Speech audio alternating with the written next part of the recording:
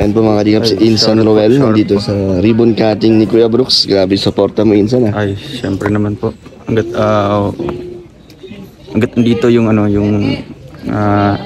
celebration ng yung tawag dyan, ribbon cutting tsaka turnover. Andito tayo, di ba? Kahit may mga lakad tayo ngayong araw na ito. So, pwede naman yan after this, after nito. Andyan ang suporta mo. Ayo po. So, ano masasabi mo kay Kuya Brooks sa kanyang unang pabahay? Ay, grabe. Congrats kay Kuya Brooks. At syempre sa tumulong sa kanya, di ba? Yung sumuporta sa kanya si Ma'am Adelaida. Ayan, thank you so much. Achievement ito ng Team Kalingap, no? At syempre, bilang privilege mo din kasi ikaw yung nakapagpagawa ng pabahay, first ever pabahay. And syempre, congrats din kay Daddy Donut, no? Ang scouter ng pamilyang ito, di ba? Ayan. Basta lang tayo, tulong-tulong lang, di ba? Ang sarap sa feeling na first pabahay mo pa lang, di ba? Ganito na yung status ng bahay kaagad, di ba? Kasi sa akin nagsimula ako, yung first pabahay is unti-unti pang yung talagang hindi pa masyadong kalakihan. Diyan ako nagsisimula. Pero kay Kuya Brooks first pabahay pa lang. Ang laki na. Ang laki kaagad. Ikaw, Insan, ano bang pakiramdam mo ng unang pabahay mo? Ang sarap sa feeling, di ba? Doon sa Malalagyan, di ba? Yung hindi mo akalain na ikaw pala yung nagmamanage ng bahay na yon, di ba? At the same time, masaya ka dahil may natulungan ka, di ba? So, Insan, di ba sabi mo, pang 12 mo ng pabahay ito ngayon? Yes, Insan. Anong pakiramdam na ang dami mo ng pabahay at yung ginagawa mo sa Malalagay na dala mo na rin dito sa diet? Siyempre, masaya tayo, di ba? Masaya tayo dahil nagiging achievement po ito hindi lamang po sa akin kundi sa lahat ng sumusuporta, most especially sa Team Kalingap, no? Dahil dedicated lahat natin yung pabahay natin kay Kuya Bal, no? Kasi wala naman po siya, wala po tayong mga ganitong programa. Kaya para sa akin talagang yung satisfied ako sa mga performance ko ngayon na hindi biro na umabot sa ganitong karaming pabahay, di ba? Yung talagang yung hands-on tayo, di ba? Na walang masyadong ganyan, hindi kalakihan yung channel. Pero hindi tayo pinabayaan ng mga supporters, mga sponsors. Kaya ayun, salamat po and I hope na hindi lang 12, di ba? Hindi lang 12. Sana tuloy-tuloy pa rin, di ba? Ganyan. So, hanggat kaya mo magpabahay, magpapabahay ka? Yes, hanggat kaya ko, hanggat may sumusuporta, di ba? Kakayanin ko kahit man yung magkasabay ang dalawa. Oo, kahit pagsabay mong pabahay, grabe si Insan. Ngayon nga nagkasabay. Meron? Oo. Ang sabay pabahay mo? Kasi last year, di ba, nagkasabay yung dalawa. Oo, nagkasabay yung dalawa. Talagang from Panganiban down to Mercedes. Sabay Lanay Emma at si Just Ivan. And then yan din ang ginawa ko ngayon. So kaya mo magpabahay ng dalawa? Kaya nga, grabe, talagang unexpected ko. And then, ayun, kay Erica, sinabayan ko yung pagpapabahay ko doon kay Nanay Lilia. So, ang status kay Nanay Lilia, ang kulang doon is kisame tsaka flooring na lang. Yun naman ang next na ribbon cutting. Grabe, so dalawa ang ribbon cutting mo, Insan. Talagang iniisip ko palagi na nakakaya ko pala ito, yung mga ganitong bagay na pagsabayin yung mga dalawang pabahay. Aside from that, magbablog ka pa ng personal charity works. Grabe, sobrang grind ng grind ka, Insan. At lahat ng to ay syempre para sa mga beneficiary mo. Yun ang purpose naman ito, lahat ng ito. Kaya hindi po ito para sa aking sarili lang, para sa aking channel. Gusto ko talaga na gusto ko maging productive ang bawat araw ko, di ba? Hindi lang nakasentro sa isang pabahay lang kasi after mong mag-update niyan, so wala ka nang gagawin, di ba? So gusto ko after nito, lipat naman sa kabilang pabahay para siyempre sulit yung araw, no? Tuloy-tuloy yung paggawa. Kahit gustuhin ko man na 3, pero sa feeling ko, sa tingin ko ngayon medyo medyo malabo pa na 3 yung sabay-sabay. Kasi yung iniisip ko yung karpintero din. Oo.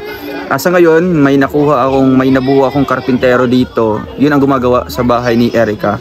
And then doon naman po sa kabila kay Nanay Lilia, meron naman akong trusted doon ng mga karpintero. Kaya ayun, naisabay ko yung dalawa. Napanood ko nga yung papa ni Erica ba yun? Yun, kukunin ko na ding official na karpintero ko. So hindi mo lang sila nabigyan ng bahay, pati nabigyan mo rin ng trabaho si kasi tatay niya. Ko doon, yung miyembro ng karpintero ko is yung isa doon is anak ni Nanay Emma.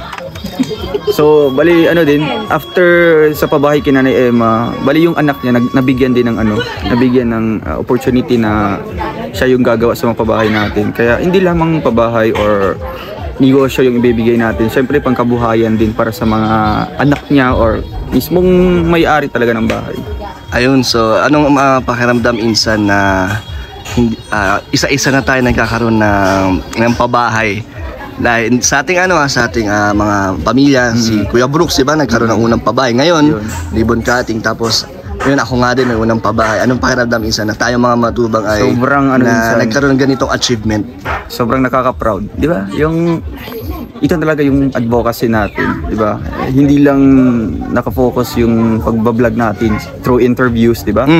Through interviews sa mga charity, yung mga beneficiaries natin, mismong gagawa talaga tayo ng way para ganito, magkaroon tayo ng mga achievements. Kaya nakaka-proud insan na andito kayo ni Papa mo, di ba? Nagsimula na sa mga pabahay and alam ko tuloy-tuloy na yan hanggang sa marami pa, di ba? Marami pa yung mapapabahayan.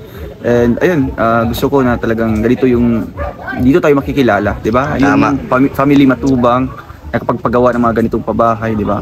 Kaya tuloy-tuloy lang tayo insan and alam ko naman na marami pang susuporta sa iyo, di ba? At syempre marami ka pang may papatayo ng mga pabahay. Wow. Salamat din syempre sa viewers at sponsors dahil hindi natin to kaya kung wala sila. At thank you din sa community mo insan sa Rochelle. Dahil isa din ako sa mga minamahal nila, nakakatuwa na yung supporters mo ay nagsasama din ako. At binigyan ako ng jacket insan ha. Grabe, salamat. Kaya nga yun ang ko sa kanila, talagang minsan kung mag-video call kami, talagang sinasabi ko doon na talagang sana supportahan nyo din yung pinsan ko ganito. Wow, grabe. Kasi kaya nga minsan, di ba, sinishare ko para yun mas makikilala nila, para mas madalaw ng mga supporters ko din. Salamat. Kasi hindi lang naman to para sa akin, no, para sa pamilyang ito, di ba, sa pamilya matubang. Kaya ayun, minsan salamat dahil binigyan mo din sila ng time, di ba? Para pasalamatan, di ba? I-appreciate yung mga tulong or pagmamahal nila. Thank you din sa insan na yung mga ginagawa mo naman sa akin pag-share, ay ginagawa ko din sa'yo. Kaya sinishare ko din kasi gusto din kitang support. Ayan, give and take lang. Kaya nga.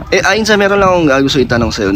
May nabasa kasi yung comment na ang dami mong pinopromote, pero ikaw nga daw ay baka parang humihina or baka bumagsak sa dami na pinopromote mo. So anong masasabi mo? Ang stand ko naman po tungkol doon is kahit man di na ako i-promote yung ganyan, kasi ganito kasi yun, masaya na po ako na marami akong napopromote, di ba?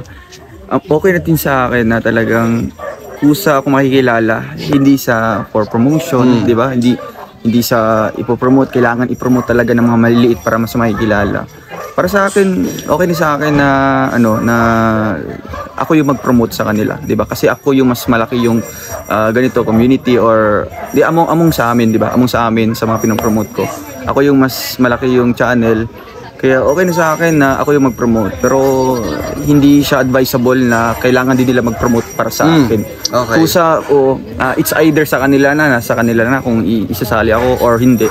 Pero para sa akin okay lang na hindi, no, kasi alam ko naman na talagang kung solid talaga, di ba, kung suporta talaga, kung totoo talaga sila, kusa silang maghahanap sa channel mo at i-subscribe ka or susuportahan ka. Ayun mga kalingap, wala pong wala pong issue doon, no, na hindi ako pinopromote ng mga pinopromote ko. Hindi nagmamatter doon mga kalingap, no. Hindi big deal. Hindi big deal para sa akin, no, kasi nga minsan nga, di ba, mga kasama natin or Kuya Bal, promote mo naman ako. Minsan isang beses ko lang yung ginawa nung pagdating ko talaga dito. Kasi gusto kong gawing intro. Kuya Bal, promote mo naman ako. Please subscribe, Bal Panalag. Pero after that, hindi na ako na paki-promote naman ako, ganyan. So yung community mo ay sariling mo, parang pinaghirapan mo. Yun ang maganda. Pinagsikapan mo. Yun ang gusto ko talaga na. Kaya solid. Pinagsikapan, yung talagang kusa silang susuporta sa'yo, di ba? Na without any promotion ng iba. Yan po. Napakaganda ng sagot ni Roel, kaya lalo minamahal ka ng mga supporters niya. Basta galing lang talaga sa di ba? Kung wala kang, you're not pretending, di ba? Yung hindi ka nagpapanggap na ganito or hindi fake yung pag-i-explain mo.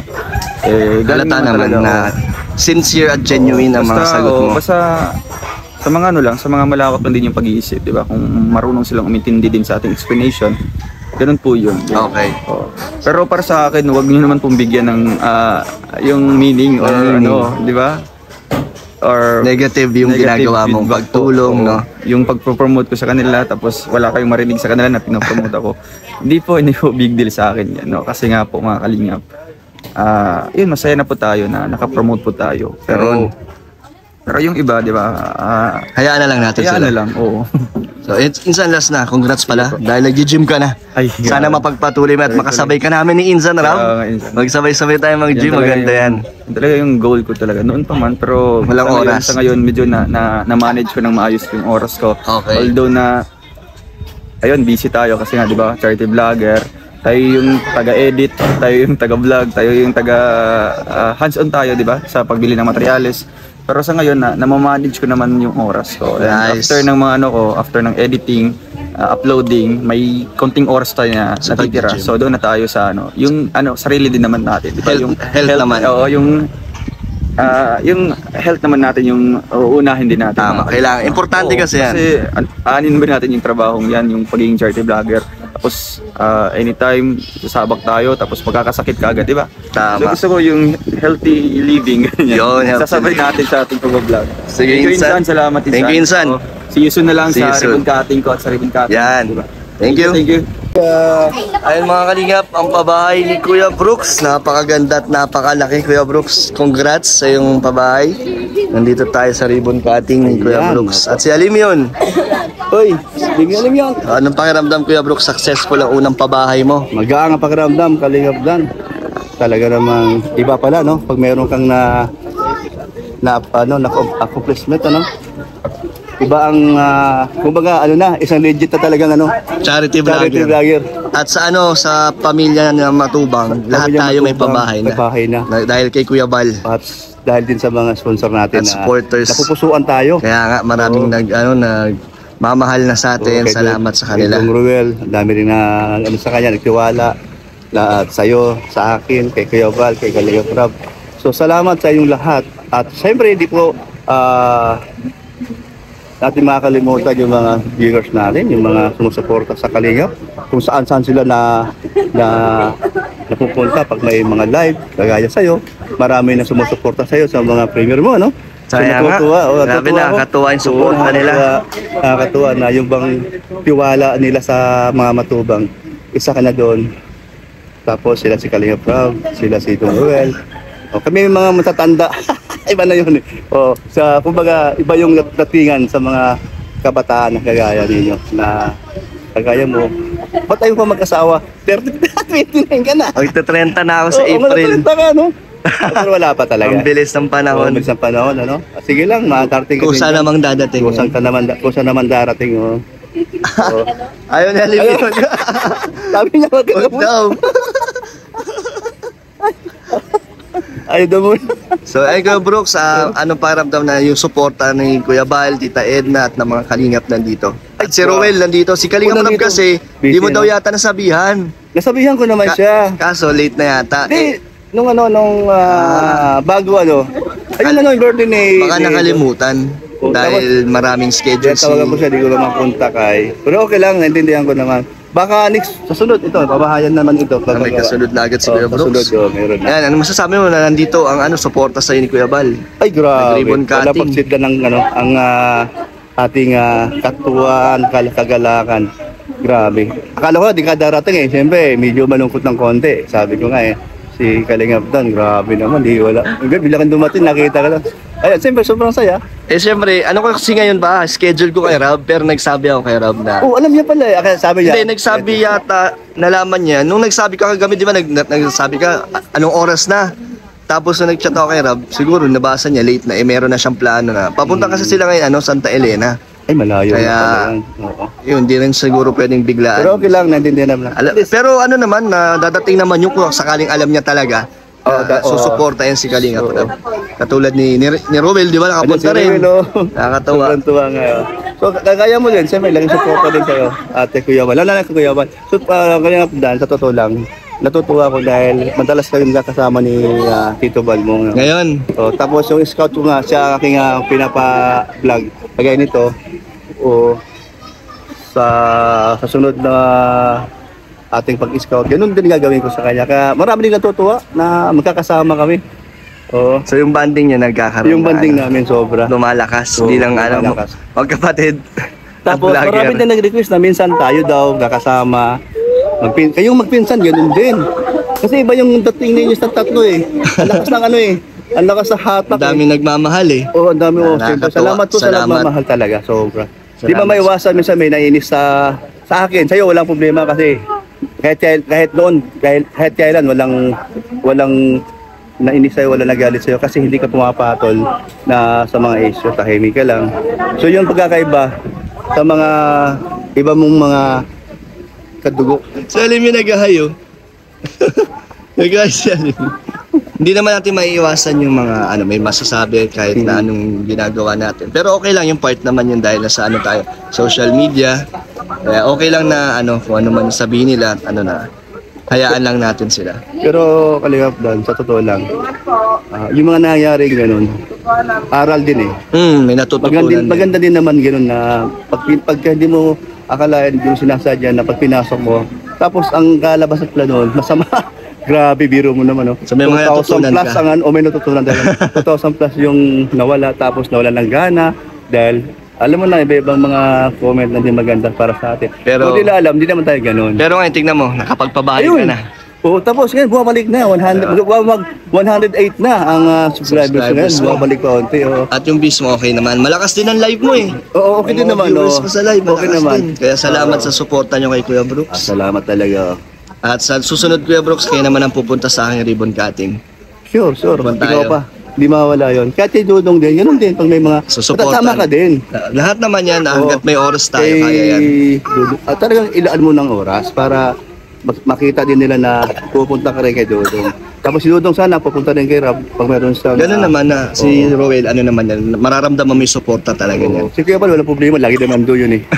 So, di ba kahit sino, Andiyan si Kuya Bal sa lahat. So, ayun Kuya Brooks, magpasalamat ka na sa Ay, sige po. mga naka-suporta sa'yo. Ayan po, no? Sa una-una po, kay Lord. Yung sigawan nito, kayo. So, siyempre po, una-una po, magpasalamat tayo kay Lord. Pangalawa po, sa inyo, sumusuporta po kayo sa aming lahat. Lalo na po sa mga matubang siblings po, mga sira, yung mga charity vlogger, no? Wala pong hangad na namin kundi tumulong at siyempre may mga sumusuporta na tumutulong din po sa amin. Una-una po yung mga sponsor, papahay, di po biro yun. Kaya talagang malaking pasasalamat. At hindi po kami makakalimot sa inyo. At kahit po saan kami makarating sa sulok ng Pilipinas po, lagi po kami nagpapasalamat sa inyong suporta. Yung mga nanonood, yung mga silent viewers po, at lahat po, mga community ni Kalingap Dan, no? Salamat din minsan kayo ay naliligaw sa aking live. Tapos nagsa-shoutout kayo, so nagko-comment kayo, and then yung sa mga aking mga upload. At yan din po kayo sumusuporta.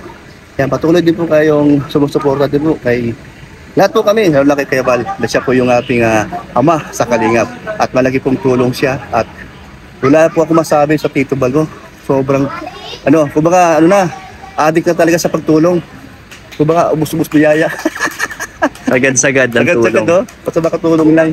Oo nga po, no? Kaya, salamat po. So, ingat po kayo. God bless po sa inyo. Sige Kuya Brooks, salamat. Ayaw din. Kalingap yan.